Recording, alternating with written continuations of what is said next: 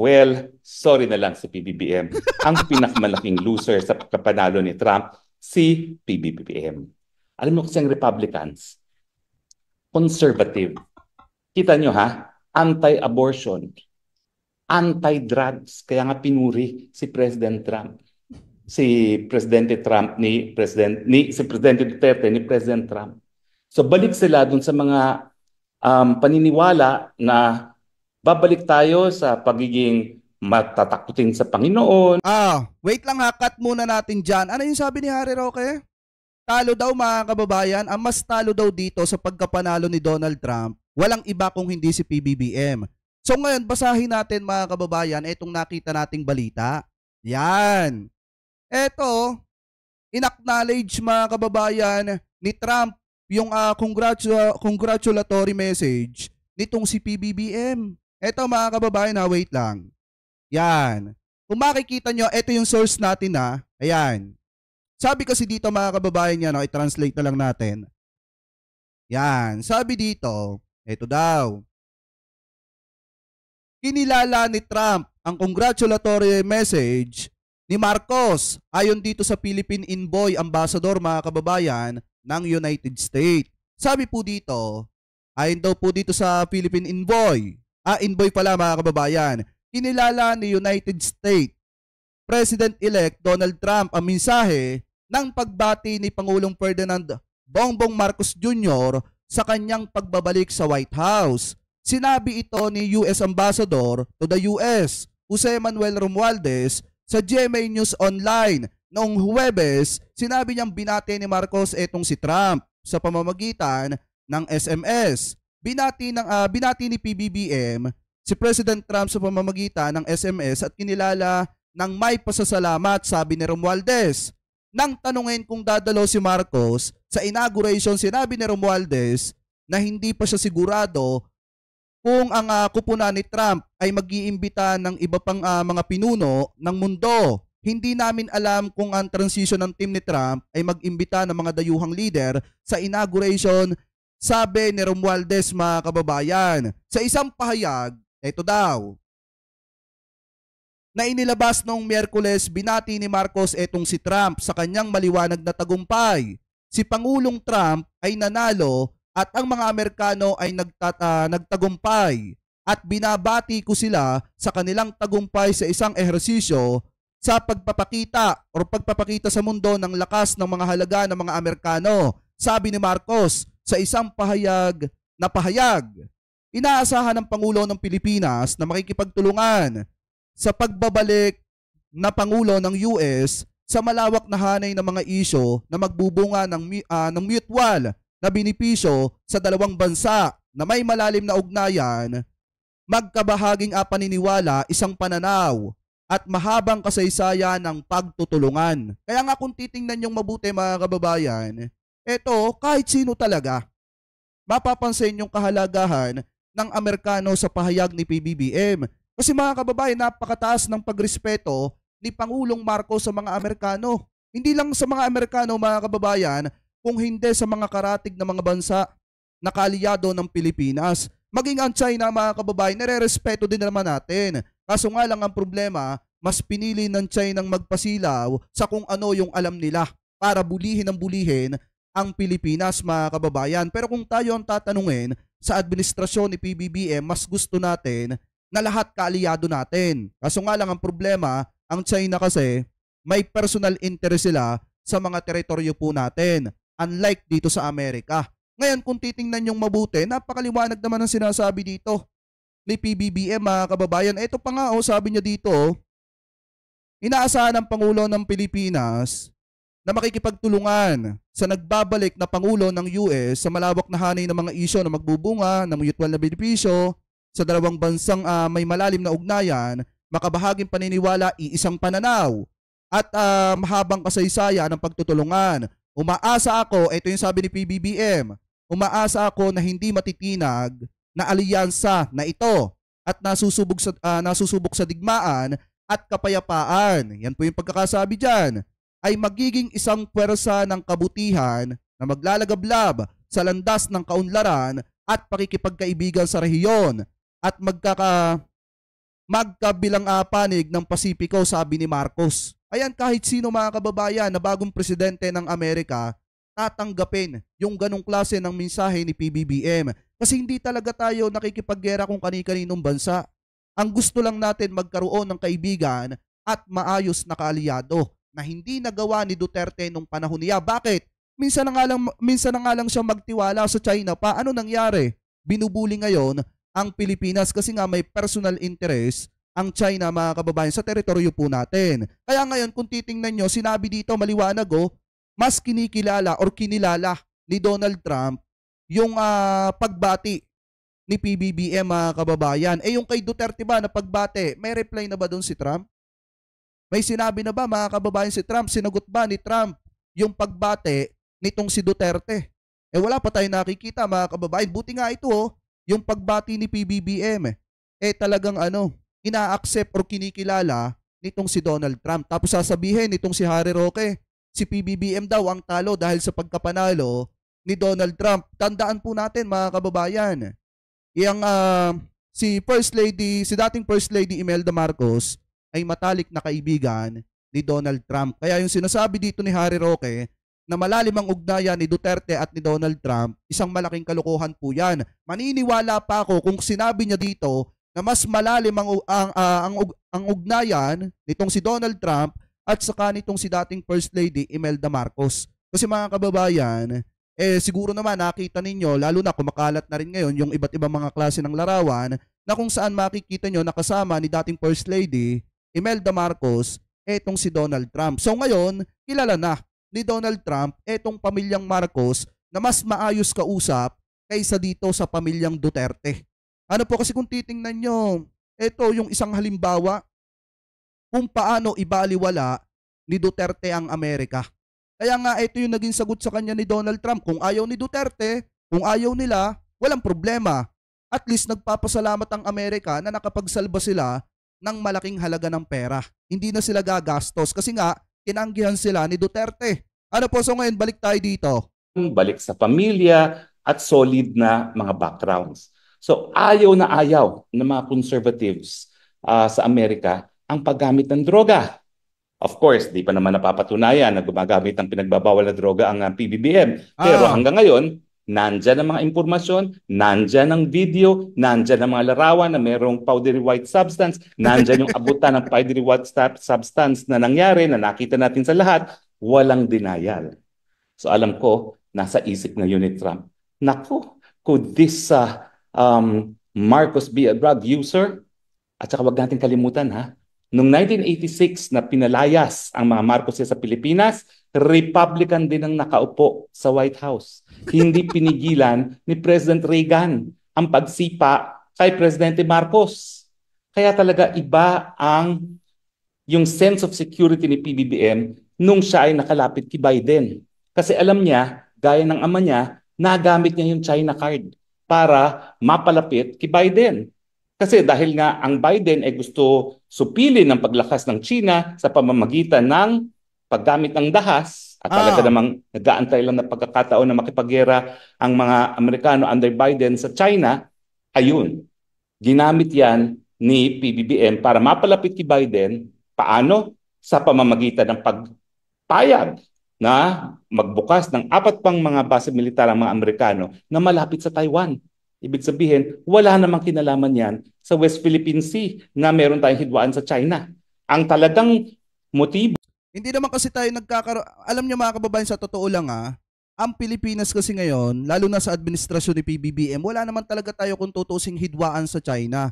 Bakit mga kababayan? Kasi hindi naman tayo nakikipag-away sa China. Sila lang yung nag-iisip na gusto natin makipaggera sa China.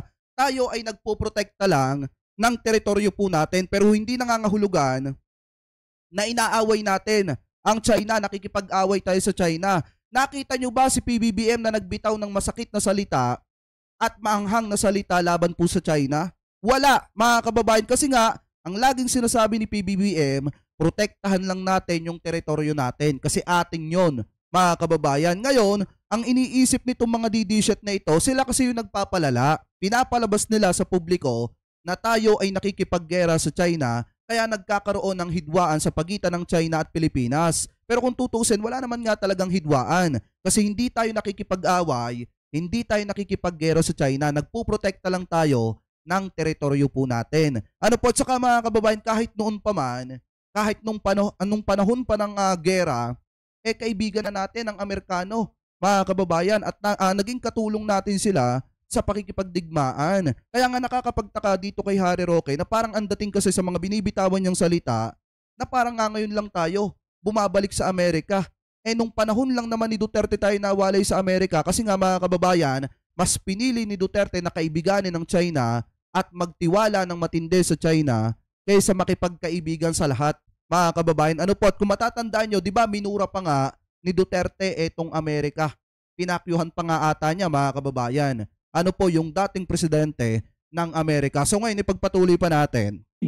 Ni Presidente BBM dun sa pagpayag na gamitin ang mga base militar natin sa Cagayan at saka sa Ilocos at saka sa Isabela ay para ang mga Amerikano ay magkaroon ng base militar para depensahan ng Taiwan kapag ito ay lulusubin ng China. Now, bakit mag-iiba itong pulisiyang to kay President Trump? Well, kasi si President Trump, hindi niya kinakailangan lihisin ang atensyon ng kanyang mga mamamayan sa mga problema sa Amerika. Haharapin niya ang problema sa Amerika. Ano ba ang problema? Bakit ba natalo ang mga Democrats? Siyempre, it's always about the economy, stupid. Pabalik-balik po ako sa Amerika at nakikita ko talaga, napakahirap ng buhay sa Amerika. Hindi ko nga alam kung bakit yung mga kapatid ko nananatili pa doon. No?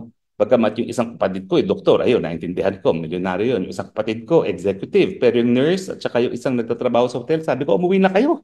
Walang nangyayari sa buhay niyo dyan sa Amerika dahil napakahirap po talaga ng buhay sa Amerika. Ako hindi mo ako mapapatira roon dahil talagang mahihirapan akong magkaroon ng hanap buhay sa Amerika dahil patay na patay ang ekonomiya. Siguro kaya ganito yung binibitawang salita ni Harry Roque. Akala kasi nila mga kababayan si Donald Trump pro-China. Hindi nila alam mga kababayan na si Donald Trump ay pinili ng kanyang mga kababayan para pamunuan ng Amerika. So mas pipiliin ni Donald Trump mga kababayan yung interes ng Amerika kaysa interes ng China. Kaya nga mga kababayan, saan kayo nagkatala? Diba sunod-sunod yung mga vlog na inilalabas nung kanilang mga attack dog na vlogger na eto daw pong si Donald Trump padadalhan nga daw ng video ni PBBM na kung saan gumagamit ng ipinagbabawal na bato. Kahit yung normal na tao nga, pag tiningnan yung video, talagang napapailing na kasi nga halatang edited, mga kababayan. Tapos, pinapalabas pa nitong mga DD-set na ito na eto daw pong si Donald Trump, pabor sa China kaysa daw sa Pilipinas. Kahit sino mga kababayan, isipin nyo ng mabuti, mas papaboran ni Donald Trump yung mga bansa na nagmamahal sa Amerika, yung mga bansa na nakikipagtulungan at nakikisama sa Amerika kaysa kumokontra sa Amerika. Kaya nga nung panahon ni Duterte, di ba kahit paulit-ulit na inaalok ang Pilipinas na makipag-alyansa mga kababayan sa Amerika, anong ginawa ni Duterte? Saglip na tanggapin, binastos niya ang Amerika, tinawag niyang hipokrito at mas ipinakita niya at lantaran niyang sinabi yung loyalty niya sa China. Kaya nga kung titingnan natin, nakakapagtaka naman na biglang kumakabig. Kumakabig itong mga ito ngayon, itong mga pro-Chinang ito, dito po kay Donald Trump at sumisip-sip mga kababayan. Bakit? Dahil natatakot ba sila? Dahil malapit na silang singilin, mga kababayan, unang-una ng ICC, pangalawa, yung na mga kasalanan na ginawa po nila. Ano po, so ngayon, ipagpatuloy pa natin. Yeah. So it's the economy, stupid. Ang akala ni Harris, yung mga issue ng human rights, gaya ng karapatan para sa abortion, ay bibigyan ng mas malaking importansya ng mga Amerikano kesa sa ekonomiya, yung hanap buhay. So parang sa Pilipinas din yan. Kahit anong gawin nyo na ilihis ang issue dun sa kahirapan sa pamamagitan ng ginagamit ang China na kalaban para tayo magkaisa laban sa isang kalaban, hindi mag-work. Ganyan yung strategy ni Biden, parang strategy rin ni PBBM. Humanap tayo ng kaaway nang sa ganun makalimutan ng mga Pilipino yung tunay na problema ng kahirapan. Si Trump, wala siyang pakialam ngayon kung ano mangyari sa mundo. Uunahin muna niya ang mga Amerikano. At ang importante ngayon sa Amerika, yung ekonomiya, yung trabaho, at saka yung hanap buhay. So talagang yung mga kinakailangan makuntin ang China, wala siyang pakialam dyan. Mali ka, Harry Roque. Ang uunahin ni Donald Trump, puksain yung mga gumagamit ng fentanyl at mga nagpapakalat ng fentanyl. Tapos mga kababayan, sa kanya aalukin ng China nung kanilang mga product o yung mga yung mga produkto ng Amerika na pwedeng bilhin ng China, mga kababayan. Kaya nga kung titingnan nyo, napakaliwanag naman ang sinabi niya dito. Etong dalawang salitang ito, mga kababayan, yan yung pagtutuunan niya ng pansin at uunahin niya. Kaya nga delikado dito si Digong, mga kababayan, kasi itong si Digong lantaran talagang sinabi na gumagamit ng fentanyl, mga kababayan. Ang pinakakinagagalitan pa naman ni Donald Trump, yung mga nagpapakalat ng fentanyl at yung mga dealer ng fentanyl, mga kababayan. Ano po, kaya kung titingnan nyo, yan yung pinakauunahin ni Donald Trump. Ano po, taliwas sa sinasabi nitong si Harry Roque. Ngayon, ipagpatuloy pa natin. Ang kanyang unahin is paano mapasigla ang ekonomiya ng Amerika at hindi sa pamamagitan ng gera. Kasi alam naman natin, napakaraming industriya na nakasalalay sa gera. Pero kasi, hindi mo maalis kay Trump. Sigurado talaga yan na tataas din ang defense spending at makikinabang nga yung mga kumpanya na gumagawa ng mga bagay-bagay para sa digmaan. Pero ang katotohanan, hindi siya makikipaggera. Kasi ang alam niya, ang gera, bagamat kikita yung mga gumagawa ng armas, ay makakadulot ng problema sa ekonomiya. Kaya nga, nanalo siya sa plataforma ng America First. Ang gusto nga niya mangyari, NATO, magbayad kayo para sa seguridad ninyo. Alam niyo ang NATO, gaya ng Pilipinas, meron ding Mutual Defense Treaty. Na kapag inatake ang isang bansa na member ng NATO, kukonsidera rin ng Amerika na atake nila laban sa kanya. Sabi ni Trump, bakit kami gagastos para sa inyong sariling seguridad? Kaya bantayan ninyo yan. Ha? Kung gusto ninyo ng seguridad, kayong gumastos. Ganyan din pagdating dito sa China, sa South China Sea. Paano pakialam ko sa Pilipinas kung meron tayong Mutual Defense Treaty dyan? Anong pakinabang ko kung makikipaggera ko sa China dyan? Wala naman. Kung gusto mo makipaggera sa China, hindi kasi, mga kababayan, yung kasing sinasabi niya dito, pinapalala niya yung sitwasyon. Sino ba ang gusto makipaggera? Nakikipaggera ba tayo sa China? Di ba hindi naman tayo nakikipaggera sa China, mga kababayan? Hinikayat ba natin ang Amerika na kampihan tayo kasi gusto natin makipaggera sa China? Hindi, mga kababayan. Kaya lang naandyan kasi yung Amerika dito sa Pilipinas, mga kababayan, kasi nagkakaroon, mga kababayan, ng pagtutulungan, tinutulungan lang tayo. Sinasanay lang yung ating mga kasundaluhan, mga kababayan, at natural kaalyado natin, kaaliyansa natin ng Amerika, pero hindi nangangahulugan na porket na andito sila sa ating bansa, tinutulungan yung ating mga kasundaluhan, gusto na natin makipaggera sa China. Hindi po tayo nakikipaggera, mga kababayan. Maliwanag naman po ang laging sinasabi ni PBBM. Tayo ay nagpoprotekta lang ng teritoryo natin. Kasi nga, mga kababayan, teritoryo natin yon at kailangan protektahan natin. So means, mga kababayan, hindi tayo nakikipaggera, nagpuprotekta lang tayo ng teritoryo natin. Hindi ko alam, mga kababayan, kung saan nila nakukuha etong idea ng pakikipaggera. Sino ba may gusto na magkaroon ng gera? Di ba wala naman?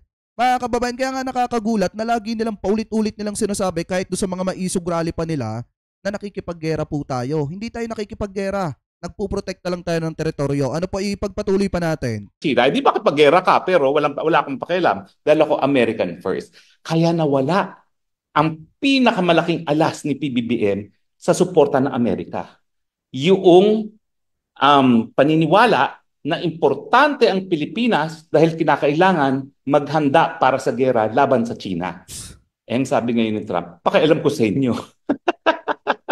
Unahin ko muna yung ekonomiya ko dito sa bayan ko. Unahin ko muna yung mga kababayan ko. Kayo magbayad sa sarili nyong seguridad. So, sorry, PBBM at ang kanyang pamilya at ang mga cronies, nawala ang pinakamalakas na selling point ninyo sa Amerika.